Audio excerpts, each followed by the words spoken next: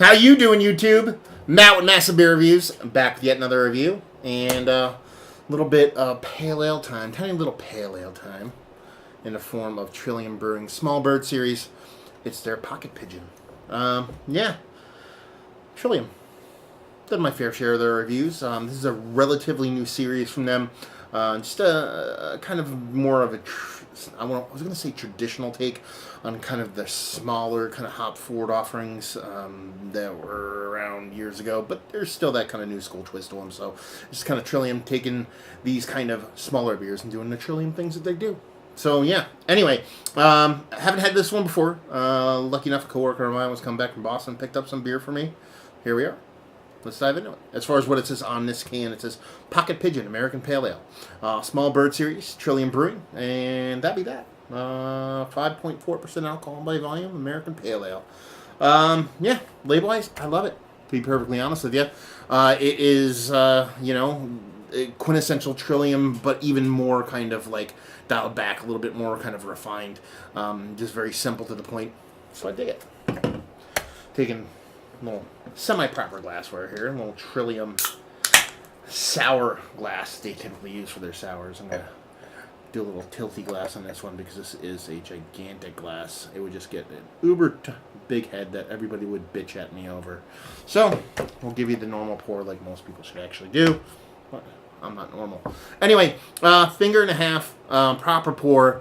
Nice kind of creaminess to it, not too crazy, but it's got a beautiful kind of symmetrical kind of head to it. Not all the same bubbles all around, but pretty uniform throughout. And she's got a nice kind of subtle hazing glow to her. Nothing too crazy, but again, you're talking about a small ABV beer. You're talking about 5.4%. It's got a nice, rich kind of orange with subtle kind of yellow hay kind of vibes going around in there. So, does she look like a pale ale? Certainly an unfiltered one. See if you can get a nose on it. Ooh, it's bright. It's bright. It's very a non-ripened fruitiness. Oh, fresh cut grass in there too. Melon vibes. Melon vibes. Melon vibes. Generic melon vibes with like kind of like a nectarine kind of kind of just a subtle kind of you're breaking into it kind of freshness. When I say fresh, I mean sometimes when you buy fruit, it's not ripe enough and you kind of bite into it. It's like, oh man, it's not ripe enough. But there's this kind of like greeny kind of, not necessarily vegetal kind of thing, but like green as in fresh kind of vibe to it. That's kind of had this own little fun quality all its own. That's kind of what you're getting up in here. Yeah, and that fruitiness is much more of that kind of fresh fruit. It's not necessarily a juice. It's not necessarily like to concentrate. It's not necessarily like a candy thing. It's more that kind of fresh orchard, from the orchard, kind of like you've been picking fruit and you've just been tossing them in a basket, and every now and then one of those fruits kind of gets punctured by the corner of the basket, like a handle or something like that, and you're going to get the spritz of this kind of fruitiness. It's kind of going from that bright, small, orange citrus fruit to the kind of melon, kind of cantaloupe-y, subtly, like, not necessarily skinny, when you push the edge and the belly button of the cantaloupe in and give it a whiff, kind of like that, where you get a little bit of that pithiness, but nothing too crazy, but at the same time, it's got this kind of sprightliness to it. Words. So anyway, she looks good, she smells good, she tastes good. Cheers.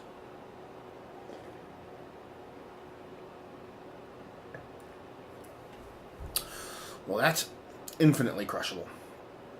It's got a big kind of nutty, biscuity kind of malt thing going on in there. That it's like, it's super nutty, but at the same time, it doesn't overpower the other parts of the beer. It's probably one of the more forward offerings that I've had from the hop forward Trillium beers. Only because this is one of the smaller ones, so that comes at a forefront, which is nice.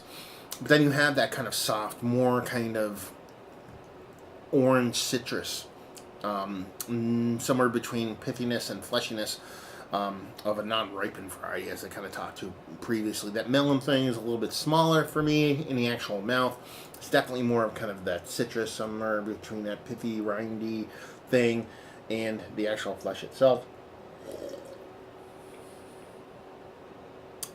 Really nice mouthfeel. Nothing too crazy. This is a chugger. This is a beer that you just want to just drink. And that is a good thing. Yeah, it just reeks of summer, reeks of... I shouldn't use the word reek, it's a negative.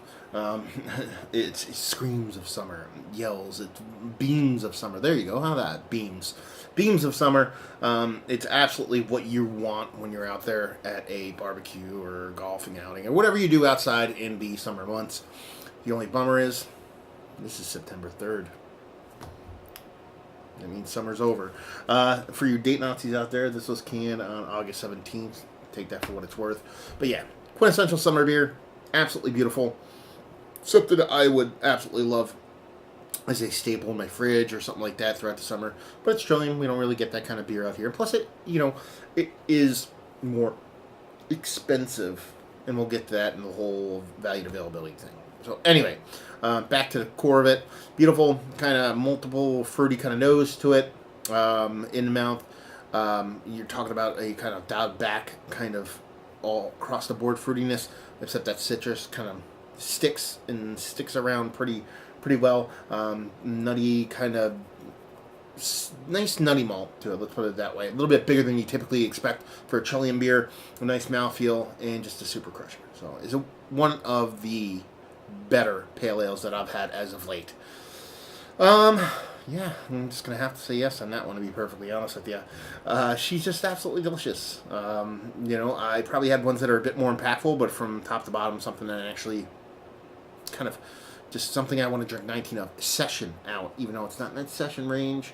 It definitely wins the day for that. Value availability, it's Trillium brewery only. I think it was $13.50 a 4-pack. That's definitely one of the cheaper Trillium beers you can get. But here's the thing. It's $13.50 a 4-pack of a small beer like this. It's so well made. You have a hard time arguing with that price point, but if you told me that was a 6-pack, I'd be a little bit more excited. But again, it's just tasty. It was worth picking up a 4-pack, yes. Especially if you like what? If you like smaller, drinkable, sessionable beers that definitely still have impact but are rounded on the corners.